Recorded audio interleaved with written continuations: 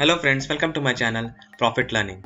Today we are releasing the 7th video of stock valuation under fundamental analysis course. In this video we will discuss about debt to equity ratio, the importance of debt free company and the role of interest coverage ratio in managing debt. So please watch this video till the end because I am going to give you the important tricks how to use these valuation parameters in stock valuations. In this video series of fundamental analysis of stocks, every video is interlinked. So I will advise you, if at all you have not watched my previous 6 videos, I will provide you the link in description. You can watch it from there. So let's start. So these are the content. We will discuss these topics one by one in subsequent slides. First is debt to equity ratio. Debt to equity ratio क्या होता है? Total liabilities upon shareholders equity. Total liabilities में आ रहा है आपका short term liabilities and long term liabilities. Short term liabilities which is less than 12 months and long term liabilities जो 12 month से ज़्यादा है. Next is shares holders equity. अब shares holders equity क्या होता है? Shares capital plus reserves and surplus. Shares capital उसको बोलते हैं जो भी शेयर्स होल्डर होगा उस कंपनी का, जैसे आपके रिटेल इन्वेस्टर्स हो गए, एफआईज हो गए, आपके डीआईज हो गए और प्रमोटर हो गया कंपनी का, तो सारा क्या है? शेयर होल्डर है. अगर वो शेयर होल्डर जितना भी पैसा उस कंपनी में डाल रहा है उसको बोलेंगे, वो पूरे कैपिटल को बोलेंगे शेयर्स कैपिटल. और थ्रू आउट द ईयर उसने पास में जितना भी परफॉर्मेंस कर रखा है, डिविडेंड रिलीज करने के बाद जितना भी पैसा एक्यूमुलेट होता है वो as a reserves and surplus में कन्वर्ट किया जाता है. तो वो टोटल क्वांटिटी जो होती है उसको हम लोग बोलते हैं शेयर्स होल्डर्स इक्विटी. एक तरह से शेयर्स होल्डर का ही पैसा लगाकर वो वेल्थ जनरेट करते हैं, इसलिए उसको कंबाइंड रिजर्व्स एंड सरप्लस को भी हम लोग शेयर्स होल्डर्स इक्विटी में काउंट करते हैं. अब ये डेब्ट टू इक्विटी रेशियो क्या बताता है कि वो कंपनी कितनी ज़्यादा लेवरेज यूज़ कर रही है. अगर ये डेब्ट टू इक्विटी रेशियो अगर हायर है तो आपका हाई रिस्क आएगा उसके साथ, क्योंकि हो सकता है कि कंपनी डेब्ट बहुत ज़्यादा ले रखी है और उसके हिसाब से वो अपनी प्रॉफिट नहीं कमा पा रही है. तो डेब्ट टू इक्विटी रेशियो बहुत ज़्यादा होगा तो कंपनी के लिए अपने लायबिलिटीज़ को क्लियर करना is very difficult. Ideally speaking डेब्ट to equity ratio less than 1 है तो वो कंपनी को अच्छा माना जाता है. लेकिन डेब्ट टू इक्विटी रेशियो जितना कम होगा वो कंपनी उतनी अच्छी होगी, वो स्टॉक्स उतना अच्छा होगा. 0 विल बी प्रीफर्ड. लेकिन बहुत सारे जो स्टॉक्स होते हैं उनका डेब्ट टू इक्विटी रेशियो 0 नहीं हो सकता. जैसे एफएमसीजी जनरली जो कंपनी होती है वो कैश रिच कंपनी होती है, उनके ज़्यादातर डेब्ट नहीं लेती है कंपनी में, उनके कैश फ्लोज काफ़ी अच्छे होते हैं, तो वो जनरली आपको देखोगे 0 डेब्ट कंपनी होती है. जैसे आईटीसी एक 0 डेब्ट कंपनी है, एचयूएल एक 0 डेब्ट कंपनी है, मैरिको 0 डेब्ट कंपनी है. लेकिन बहुत सारी इंडस्ट्रीज ऐसे होते हैं जो कैपिटल इंटेंसिव होते हैं, जैसे पावर सेक्टर हुआ, रिफाइनरीज हुई, ऑटोमोबाइल सेक्टर्स हुआ, वहाँ पर डेब्ट टू इक्विटी रेशियो आपको 0 नहीं मिलेगा, वो कुछ परसेंटेज में आएगा. जैसे बैंक्स हो गया, बैंक्स का काम ही होता है कि डेब्ट लेके दूसरे को कर्जा देना, तो वो एक लेंडिंग बिजनेस है, तो वहाँ पर डेब्ट टू इक्विटी रेशियो तो कभी भी 0 नहीं होगा. इन कॉन्ट्ररी बहुत सारी ऐसी कंपनी होती हैं जो लोअर डेब्ट टू इक्विटी रेशियो पे काम करती हैं, क्योंकि उनका बिजनेस मॉडल बहुत ज़्यादा कैपिटल इंटेंसिव रिक्वायर्ड नहीं होता. जैसे technologies company, software companies, consultancy company, वो सब कंपनी बहुत ज़्यादा इन्वेस्टमेंट नहीं करती है. लाइकवाइज आप देखो इन्फोएज, वहाँ तो बहुत बड़ा इन्वेस्टमेंट की रिक्वायर्ड नहीं है. एक तरह से ऑनलाइन प्लेटफॉर्म है, बहुत बड़ा आपको एक फैक्ट्री नहीं खोलना है, बहुत बड़ी इंडस्ट्रीज नहीं चाहिए, बहुत सारे लॉजिस्टिक्स नहीं चाहिए. तो ये सब कंपनी जो होती हैं बहुत ज़्यादा कैपिटल इंटेंसिव नहीं होती, but this company has the potential to generate very good cash flows. So आप जब भी डेब्ट टू इक्विटी रेशियो कंपेयर करें वो इंडस्ट्री के बेसिस पे कंपेयर करें. ऐसा ना हो कि कोई एफएमसीजी सेक्टर का कोई भी स्टॉक्स लेके आप कोई ऑटोमोबाइल सेक्टर का स्टॉक से डेब्ट टू इक्विटी रेशियो मैच कर रहे हैं, वो कभी भी आपको एक क्लियर इंडिकेशन नहीं देगा कि कौन सी कंपनी अच्छी है, कौन सी कंपनी उसके मुकाबले अच्छी नहीं है. और जैसा मैंने आपको बताया कि डेब्ट टू इक्विटी रेशियो जितना कम हो उतना अच्छा है, क्योंकि हो सकता है बहुत बार कंपनी उतनी अच्छी प्रॉफिट जनरेट नहीं कर पाती है तो उनका डेब्ट बढ़ते जाता है, तो वो चीज़ कंपनी के लिए ट्रबलसम होता है अपनी लायबिलिटीज़ को क्लियर करने के लिए. सो डेब्ट टू इक्विटी रेशियो देख कर हम लोग को ये नहीं पता चल पा रहा है कि मतलब वो कंपनी उस डेब्ट को अच्छे से मैनेज कर पाएगी कि नहीं कर पाएगी.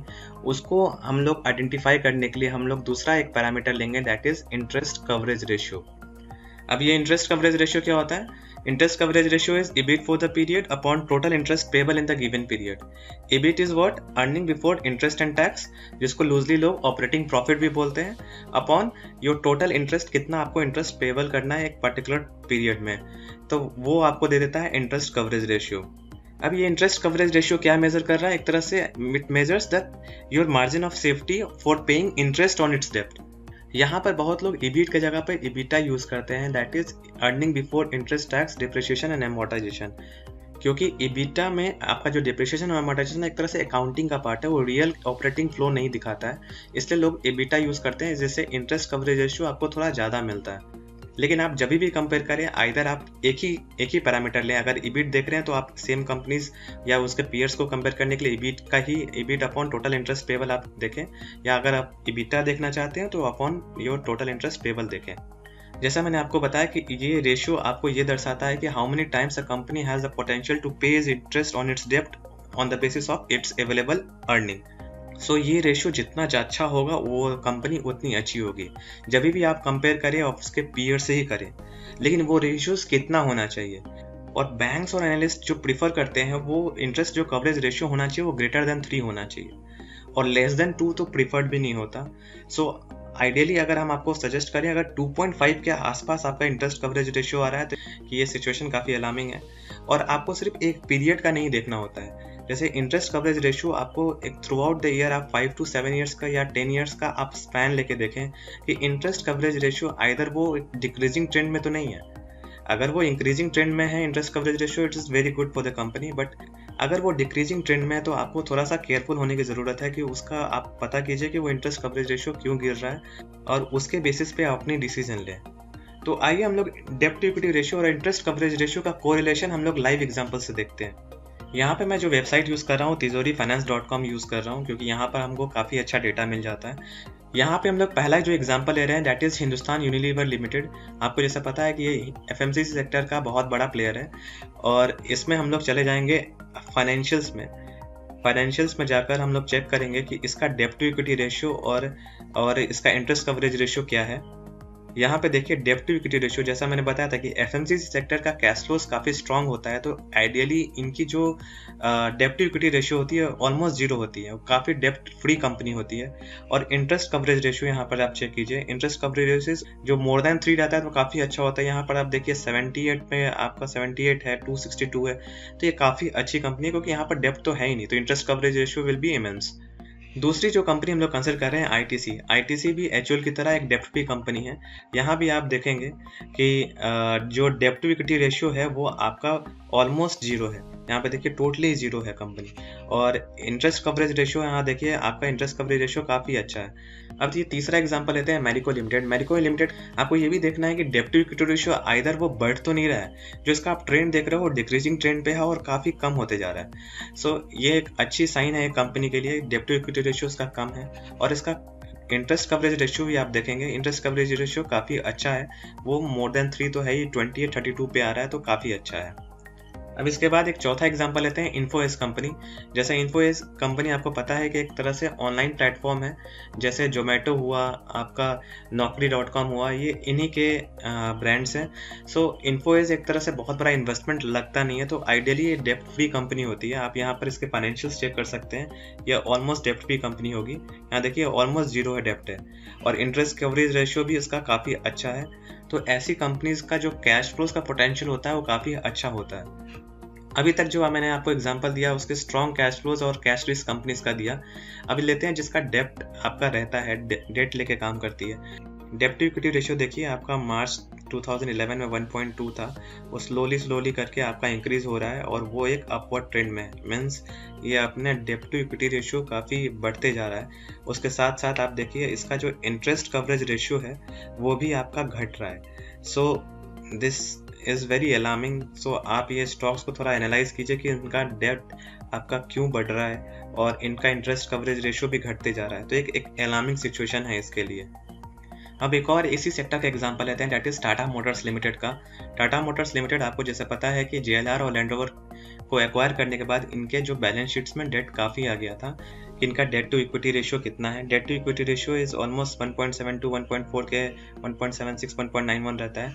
और इंटरेस्ट कवरेज रेशियो जो है वो यहाँ पर लास्ट 2 ईयर्स में आप देखिए इंटरेस्ट कवरेज रेशियो यहाँ पर नेगेटिव है, क्योंकि इनके ऑपरेशनल लॉसेस हो रहे हैं, इनको ऑपरेटिंग कोई प्रॉफिट नहीं हुआ है, इसलिए यहाँ पर आपको लास्ट 2 ईयर में यहाँ पर आपको नेगेटिव दिख रहा है। इसी सेक्टर का एक और एग्जांपल लेते हैं, that is Maruti Suzuki limited. Maruti Suzuki limited का मैनेजमेंट काफ़ी स्ट्रॉन्ग है और उनका डेट काफ़ी अच्छे से मैनेज करते हैं। यहाँ पर आप डेट टू इक्विटी रेशियो देखेंगे, आपको देखेगा वर्चुअल डेब्ट फ्री कंपनी हो गई है ये कंपनी, और इनका इंटरेस्ट कवरेज रेशियो भी काफ़ी ज़्यादा हेल्दी है। सो इन ए सेक्टर जहाँ पर कैपिटल इंटेंसिव है, ऑटोमोबाइल सेक्टर बहुत ज़्यादा कैपिटल इंटेंसिव इंडस्ट्री है।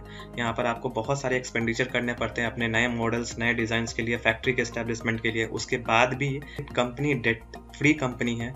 सो ये बहुत कमेंडेबल है और काफ़ी अच्छी कंपनी है मारुति सुजुकी लिमिटेड। इसलिए ये कंपनी अभी तक मार्केट लीडर है इन पैसेंजर सेगमेंट। एक और एग्जांपल लेते हैं हम लोग, but from the different industry, from telecom industry, that is Vodafone idea. Vodafone idea का मर्जर होने के बावजूद भी इनमें फाइनेंशियल्स में काफ़ी ज़्यादा इश्यूज हो गए हैं, क्योंकि बहुत सारा एजीआर इश्यूज अभी रिसेंट में आप बहुत सारे न्यूज़ में आप देख पा रहे होंगे। तो एजीआर इश्यूज के कारण इनके पास एकाएक बैलेंस शीट्स में काफ़ी ज़्यादा लायबिलिटीज़ क्रिएट हो गई हैं और इनको पे करना है। सो अपने बैलेंस शीट्स को उतने अच्छे से वो मैनेज नहीं कर रहे हैं और डेब्ट टू इक्विटी रेशियो इसका बहुत ज़्यादा हो गया है। अब यहाँ पर हम लोग देखते हैं फाइनेंशियल्स में डेब्ट टू इक्विटी रेशियो क्या हुआ है इसका। और डेब्ट टू इक्विटी रेशियो आप देखिए यहाँ पर, डेब्ट टू इक्विटी रेशियो पहले मार्च 2011 में 0.99, 1.02, 0.98 के हिसाब से रहता था, और यहाँ पर आप देखिए 2020 में 19.44 का डेब्ट टू इक्विटी रेशियो काफ़ी ज़्यादा अलार्मिंग है। इंटरेस्ट कवरेज रेशियो भी आप देखेंगे, यहाँ पर आप देखेंगे लगातार लास्ट 3 ईयर्स में नेगेटिव है, क्योंकि इनके ऑपरेटिंग फ्रंट पे तो इनको लॉस ही हो रहा है, तो इनका EBIT नेगेटिव आ रहा है। इसलिए यहाँ पर आप देख रहे हैं कि काफ़ी ज़्यादा प्रॉब्लम हो रही है इस कंपनी को। सो स्टॉक वैल्यूएशन के फ्रंट पे ये बहुत बड़ा रेड फ्लैग है, और आपको ऐसी कंपनी से बच के रहना चाहिए जिसके आपको डेट टू इक्विटी रेशियो आपका बहुत ज़्यादा है और इंटरेस्ट कवरेज रेशियो आपका नेगेटिव जा रहा है। सो ऐसी कंपनी को आप अवॉइड करें जब भी आप कोई भी स्टॉक वैल्यूएशंस कर रहे हैं। अब इसी के कंपटीटर की बात करते हैं, बट ये कंपनी काफ़ी अच्छी है, इनको भी एजीआर इश्यूज हो रहे हैं, लेकिन भारतीय एयरटेल काफ़ी अच्छे से अपनी चीज़ों को मैनेज कर सकती हैं, ऐसा इन्वेस्टर्स का मानना है, बहुत सारे एनालिस्ट का भी मानना है। तो हम लोग आइए इसके फाइनेंशियल्स देखते हैं। डेट टू इक्विटी रेशियो यहाँ पर आप देखोगे 1.35, 1.46 के हिसाब से आपका एजीआर होने के बावजूद भी इनका debt to equity ratio is 1.53। और यहाँ पर आप इंटरेस्ट कवरेज रेशियो देखेंगे, स्टार्टिंग में तो काफ़ी अच्छा हुआ करता था इंटरेस्ट कवरेज रेशियो, उसका बाद स्लाइटली डिक्रीज हो गया और मार्च में इसने भी नेगेटिव दिया है। लेकिन एनालिस्ट का मानना है कि फिर भी ये 1.53 का डेट टू इक्विटी रेशियो ये कंपनी के लिए मैनेजेबल है, और काफ़ी जैसा इनका ये कंज्यूमर बेस है वो ये कंपनी फाइट बैक कर सकती है और कंपनी के रिकवरी होने के चांसेस काफ़ी अच्छे हैं। बट ये right now is very red flag, क्योंकि यहाँ पर आपका इंटरेस्ट कवरेज रेशियो भी नेगेटिव है और debt to equity ratio is 1.53। तो इस फ्रंट पे अगर आप एनालाइज करेंगे वोडाफोन आइडिया और भारतीय एयरटेल को, तो भारतीय एयरटेल तो वैसे भी काफ़ी अच्छी कंपनी है as compare to Vodafone Idea. So I hope आपको ये कोरिलेशन समझ में आया होगा कि डेट टू इक्विटी रेशियो देखने के बाद आपको इंटरेस्ट कवरेज रेशियो भी देखना है, ताकि वो अपने डेट को अच्छे से मैनेज कर पाएगी कि नहीं कर पाएगी, वो आपको इंटरेस्ट कवरेज रेशियो से आपको पता चल जाएगा। सो आज के लिए बस इतना ही। आगे हम लोग और भी फाइनेंशियल पैरामीटर और रेशियोज डिस्कस करेंगे, जिसकी मदद से आप अपनी वैल्यू स्टॉक चूज कर सकते हैं। So please subscribe my channel if at all you have not subscribed it. अगर ये वीडियो आपको अच्छा लगा, please hit like button, please do share this video with your friends and family so that they can also learn how to do the stock valuations, and please give your feedback in comment box because it gives me immense motivation to bring this kind of videos. अगर कोई सुझाव या कोई clarification या कोई doubt है, आप वो भी अपने कमेंट बॉक्स में लिख सकते हैं। So thanks for watching, that's all from my side. Happy investing. Thanks for watching. You can subscribe to my channel Profit Learning for more updates regarding financial markets, and don't forget to press bell icon for latest financial videos. If you like this video, please hit like button and share this video with your friends and family. Do write in a comment section for feedback, clarification or any suggestion. Happy investing.